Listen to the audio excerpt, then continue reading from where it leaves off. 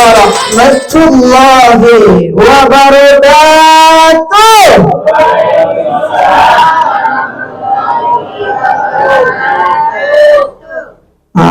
Labare habis kita. Bapak lu dak doan nang takaluk kok. Kalau nang takaluk berarti kurang takaluk. Ibu beran takaluk bapak tu kalau banyak laluk senang pengajian. Kernik dua kok. Oh alhamdulillah, beri kenyang rezeki murah, mudah-mudahan tambah. Mudah-mudahan ibu-ibu nambah kopi teh talu apa murah rezeki ya. Berkah mengalir palunya. Amin astagfirullah. Amin. Alhamdulillah rabbil alamin alladzi aqsam bihablillah. Allahumma salli ala sayyidina Muhammad wa ala ali sayyidina Muhammad sallallahu alaihi wasallam. Pertama dan utama sekali marilah kita bersyukur kepada Allah. Karena dengan izin Allah, Allah masih titipkan nafas kita sampai tahun 2025 sekarang. Kita masih sanggup sholat sebelum disolatkan. Kita masih bisa sholat di belakang imam alias sebelum diopor di depan imam alias disolat jenazah. Kan kalian alun Bapak. Mudah-mudahan alun lah. Kemudian kita masih bisa melipat tangan sebelum dilipatkan orang lain. Masih bisa juga mengusung kening ke kiblat sebelum diusung orang lain. Dan atas karunia itu kita bersyukur kepada Allah. Kami bersyukur ke Tuhan Bu. Pak. Alhamdulillahirabbil alamin. Kemudian daripada itu yang sedang sakit kita doakan sembuh. Amin astagfirullah. Kemudian yang sedang kredit mudah-mudahan sampai lunas.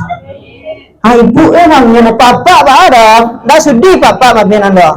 Kok papa kok ya banyak tang. Kemudian orang tua itu yang telah meninggalkan kita, yang almarhumah Allah berikan tempat yang layak dan mulia di sisinya. Amin. Yang kanker kantong kering capek sehat. Ibu yang antar lah.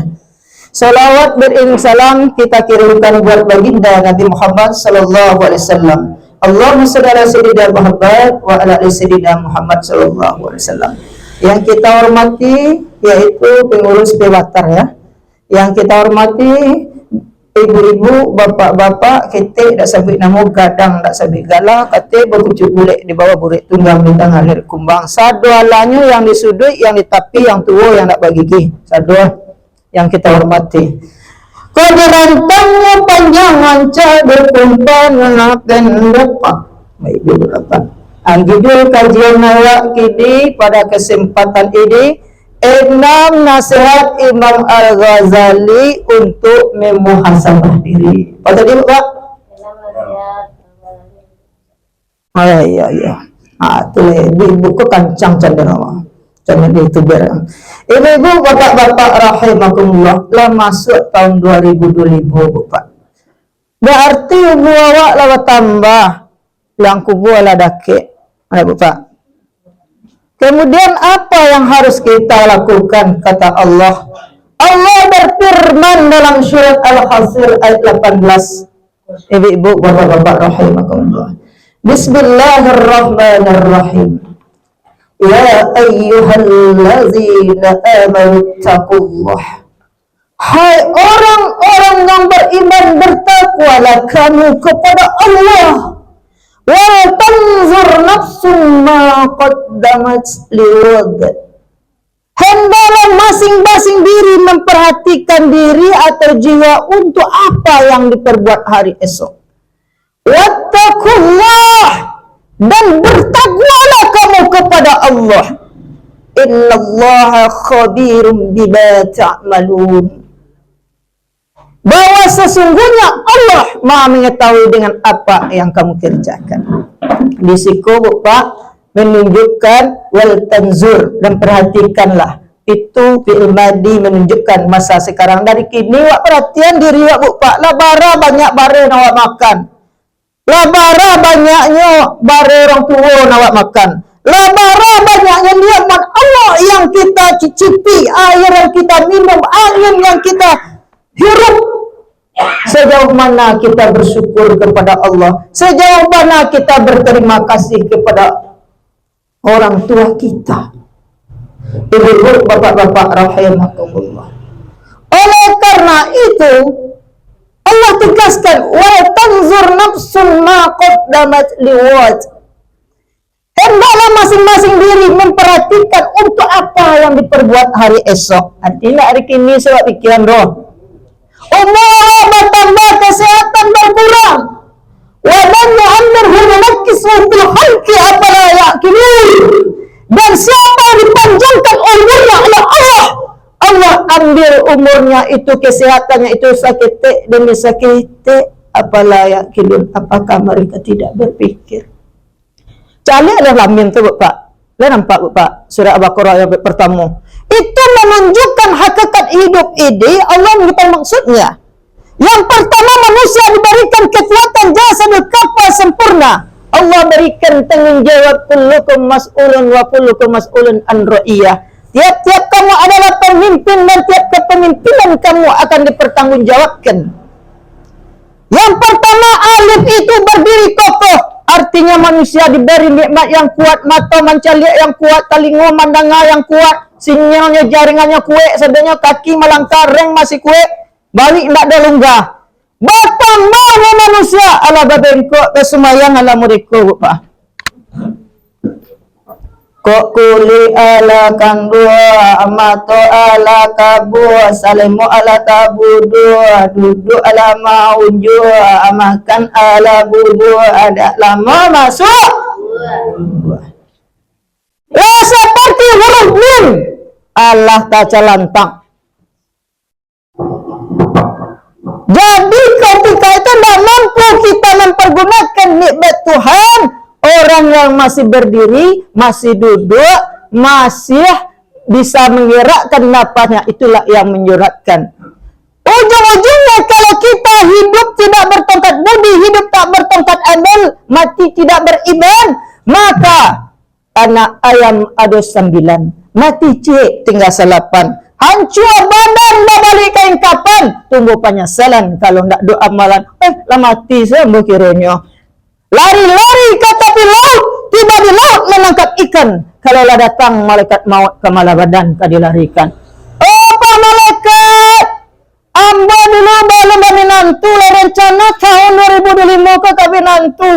Baiklah, ambil tali ambo, tak bisa. Kok boleh bahkan tak padi pacah bala dalam perahu. Kok boleh bahkan tak hati kandak Allah Ta'ala nan bala.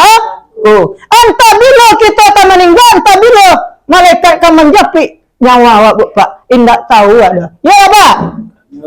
Lenak sebab Pak tadi. Cik aja. Aku mik seru lah tukar-tukar berparasi. Ibu-ibu, bapak-bapak rahimakumullah. Oleh karena itu Tandaru ini jadikan menghiasi amalan kita. Hasibu anfusakum qabla an tuhasibu. Hitung-hitung dirimu sebelum dirimu akan diperhitungkan oleh Allah. Ziyadatul ardi akbar. Hiasi dirimu dengan amalan saleh agar kamu selamat ketika satu saat dengan mendadak Allah mencabut tali napasmu. Persiapkan anakmu, persiapkan imanmu, persedianya amal ibadah, perteguh amalanmu, istiqomah dengan ibadahmu. Kamu akan selamat dunia dan akhirat.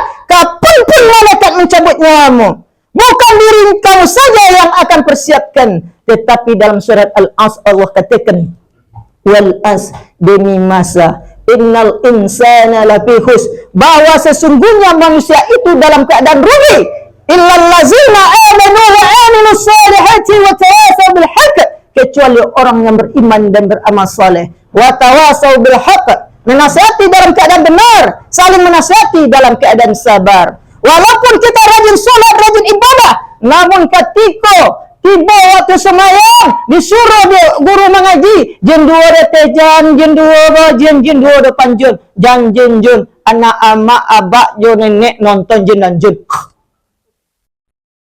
Nggak sholat, tinggal ibadah, maka kullukum mas'ulun wa kullukum mas'ulun an ra'iyah.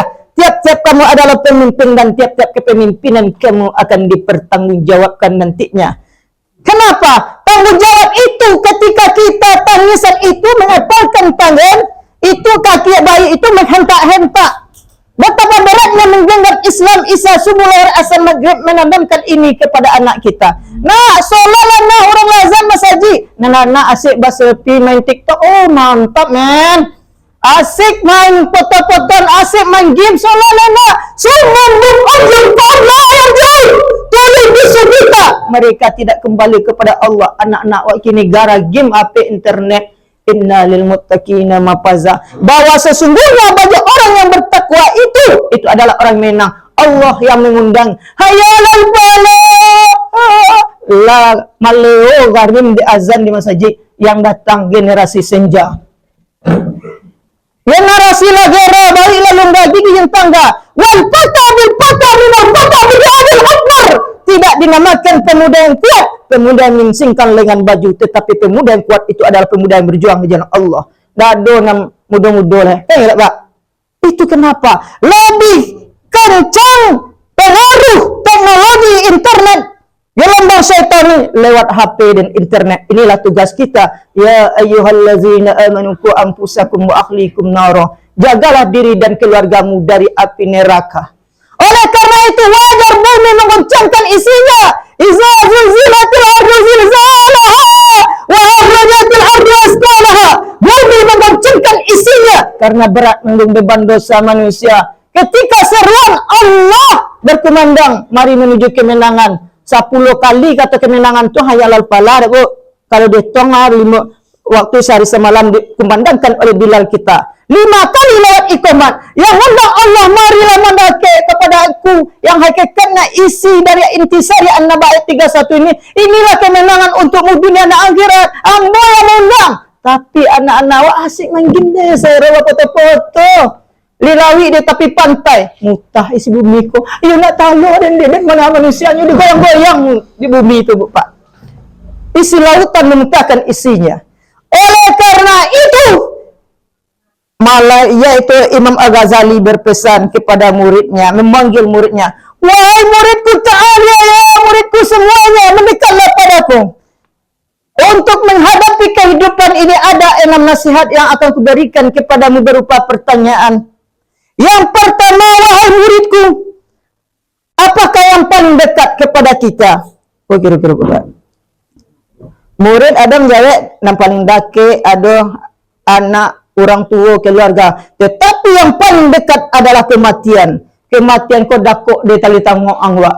Apa yang harus kita persiapkan? Anak yang soleh, ilmu yang bermanfaat, sedekah jariyah. Itu intisari nasihat Imam Al-Ghazali yang pertama, Pak. Kenapa? Kadang-kadang kita mampu hidup beramal, mati beribadah, mampu kita. Namun ketika kita menghadapi sakaratul maut, kita meleleh air mata ke ruh ko, Bu Pak. Ketika orang mengapa nyawa, Bu Pak, mana anak-anakku, mana cucuku mendekatlah padaku. Aku menghadapi sakaratul maut, ingin dekat kematian padaku. Anakku sibuk macam apa, main game, main TikTok, maleleh air mata ruh ko, Bu Pak. Tapi manusia tidak dapat. Sebelum menghadapi kematian, Allah memakai yaitu hati orang tua ko, Bu Pak. Jadi ibu-ibu, bapak-bapak, pesan Ustaz, kalau kita peduli dengan anak kita, suatu saat anak kita akan peduli pula dengan kita. Peduli dengan agama terhadap anak kita, maka agama itu akan menuntun anak kita. Kullu maulidin yuladu alal fitrah fa abwa'u aw yumajusanihi aw yunasironihi.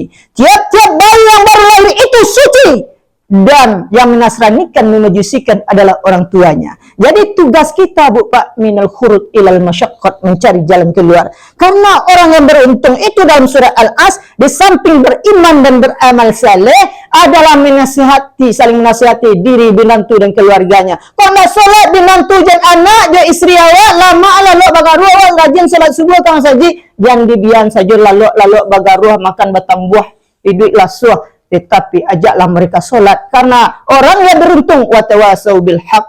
Kau upiak rambala paku, nak tarang jalan kapara, upiak elok alaku, nak sayang orang kawak, nasihati tarik. Itu intisari watawasau bis sabr, Pak. Menasihati dalam keadaan sabar tuh, Karena Allah telah tahu di masa yang akan datang, sekarang yang akan datang, bahwa tantangan zaman itu sangat berat. Sekarang adalah nanti akan dihadapkan oleh 27 Rajab. Rajab itu adalah pertemuan Roh Rasul Jibril Babuluk, pertemuan tiga makhluk Allah. Dalam waktu Mi'raj, Rasul bertemu dengan orang yang tua. Orang tua yang mana? Kulitnya keriput, namun dihiasi emas permata berlian. Rasulullah hampir mengikuti panggilan orang tua itu. Ta'ala ya Muhammad ya Rasulullah, menekanlah Muhammad ya Rasulullah. Tapi Nabi Muhammad tidak menghiraukannya, Bu Pak. Lalu bertanya Nabi Muhammad, ya malaikat siapakah? Man hiya? Ya malaikat siapa dia? Itulah dunia. Semakin lama semakin antik, semakin lama semakin menarik. Anakmu, keluargamu, kalau tidak kamu nasihati dalam keadaan benar dan sabar, kamu akan jatuh hanyut dalam bujuk rayu dunia tersebut. Yang aturan anak yang mampu mengkapangi mengingatkan kamu karena kamu tak peduli membiarkannya. Maka ketika kamu meninggal, anak kamu membiarkan saja ruhmu, jasadmu terbujur di depan rumah. Seolah-olah ruh dan jasad itu berkata, hai orang kampung, mendakeklah kasihku. Alah mendakek orang kampung, carilah dirimu. Hakikatnya di sana adalah, pesannya adalah, lipatlah tanganmu sebelum dilipatkan orang lain. Apabila menghadap Tuhan, solatlah kamu sebelum disolatkan. Usunglah kamu ke kiblat sebelum diusung orang lain. Man arofa nafsahu faqad arofa rabbahu. Siapa mengenal dirinya akan mengenal Tuhannya. Bahwa mengenal diri dan mengenal Tuhan Allah. Allazi khalaqal mauta wal hayata liyabluwakum ayyukum ahsanu amala wal huwal azizul ghafur. Itu dalam surat Al-Mulk ayat 2 yang menciptakan kematian dan kehidupan, dan dari kematian itu Allah berikan pembelajaran yang sangat berharga. Ahsanu amala, untuk apa? Agar manusia beramal dengan baik. Sadar manusia, aku Pak. Wali ampusikum apalah tubsirun, dan dengan dirimu kenapa kamu tidak sadar? Alah, cuma mencari orang mati alias meninggal, alias lah berangkat ke kampung daripada Kelaka, ke kampung Desa Percacingan, Kabupaten Lahat, Kecamatan Tanah Datar, Ibu Kota Balikpapan, pintu kubur alias mati. Allah berangkat ke situ, atu awak akan sadar.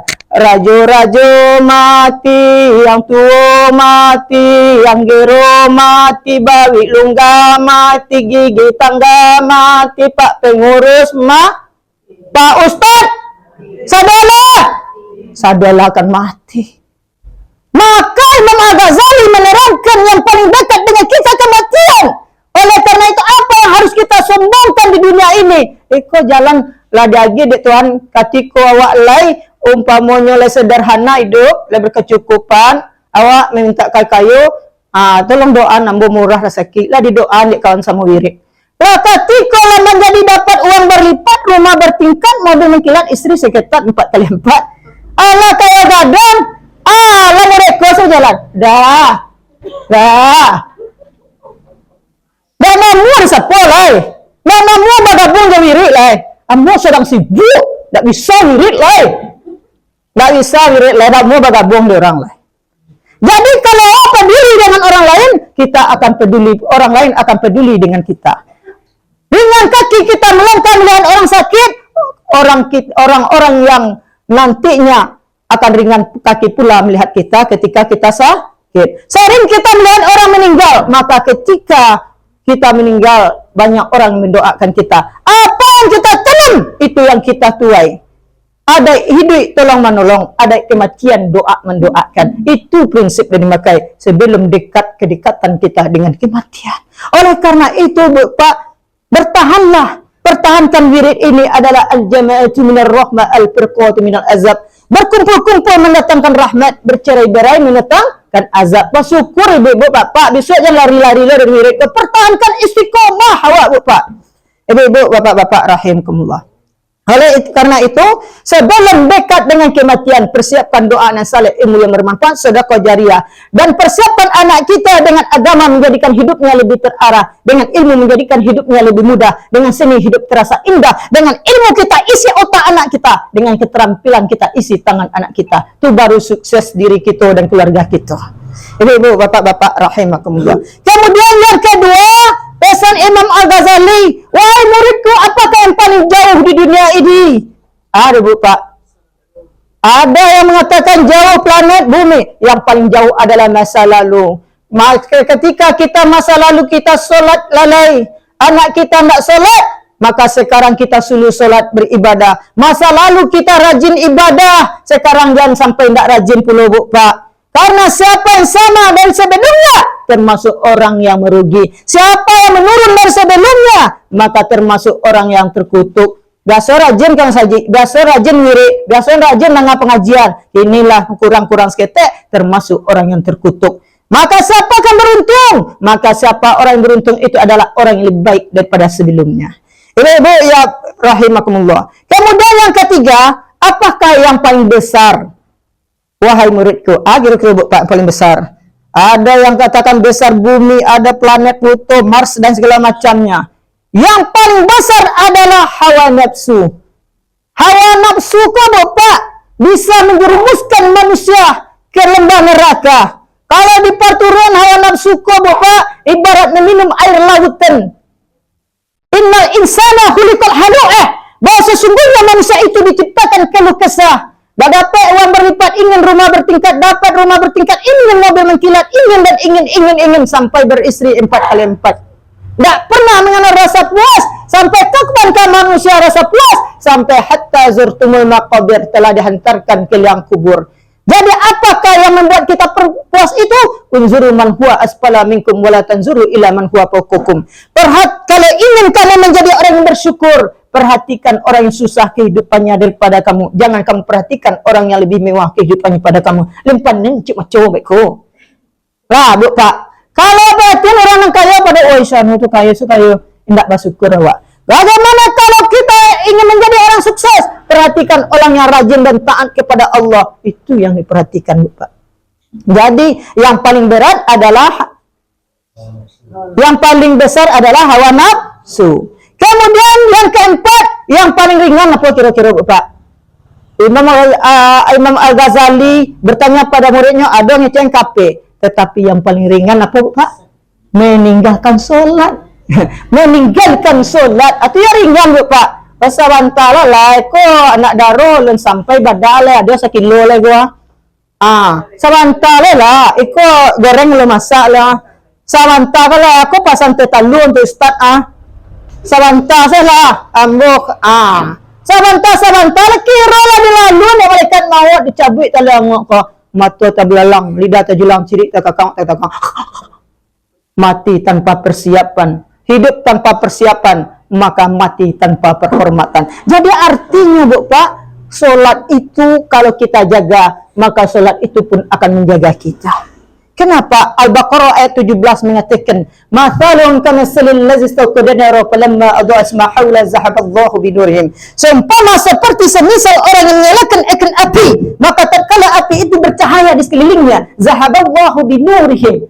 Allah pergikan mereka dengan cahaya tersebut. Jadi kalau ingin bercahaya diri awak, ingin hidup cahaya Allah, cahaya Muhammad, taat pada Allah. Ingin hidup cahaya Muhammad, taat pada aturan Rasulullah, maka kita akan ringan menghadapi hidup di dunia ini. Apapun kesempitan dalam hidup itu, kalau manusia yang sholat, dia akan sabar.